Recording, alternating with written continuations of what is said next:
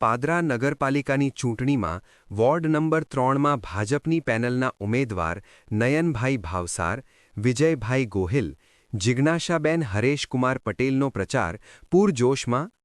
એક મહિલા ઉમેદવાર ભાજપના પારોલબેન જયેશભાઈ દરજી બિનહરીફ વિજેતા બન્યા હતા, તેથી ભાજપ એક સીટથી આગળ છે, જેમાં ભાજપની પેનલના ઉમેદવારો, કાર્યકરો, ટેકેદારો સાથે અલગ અલગ સોસાયટીઓ અને વિસ્તારોમાં ઘરે ઘરે ભાજપ દ્વારા થઈ રહેલા વિકાસના કામો ટ્રિપલ સરકાર દ્વારા થઈ રહ્યા છે તેની પત્રિકા દ્વારા માહિતી આપવામાં આવી હતી, જેમાં પાદરાના સ્ટેશન વિસ્તારમાં રામનગર, બજરંગનગર, સ્વામિનારાયણ મંદિર વિસ્તાર, સૂર્યનગર વિસ્તારના રહીશોએ જોરદાર સ્વાગત કર્યું હતું અને ભાજપને સંપૂર્ણ ટેકો આપવાની બાંયધરી આપી હતી।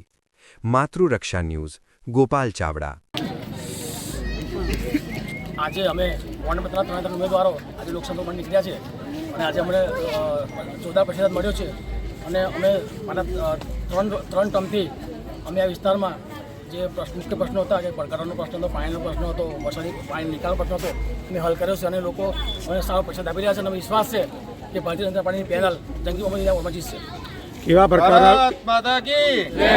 કેવા પ્રકારના વિકાસના કામો આ વિસ્તારમાં બાકી છે જે તમે પૂર્ણ કરવાની તમારી યોજના છે? ગટરનો પ્રશ્ન છે અને હાઉસિંગવાળા ગટરનો પ્રશ્ન છે, અમુક પ્રશ્નો છે અને પાણીનો પ્રશ્ન થોડો પ્રશ્ન છે અને એના માટે સરકારે આપણા ધારાસભ્યના મદદથી ગુજરાત સરકારે 33 કરોડના ખર્ચે પાણી મંજૂર કરી છે।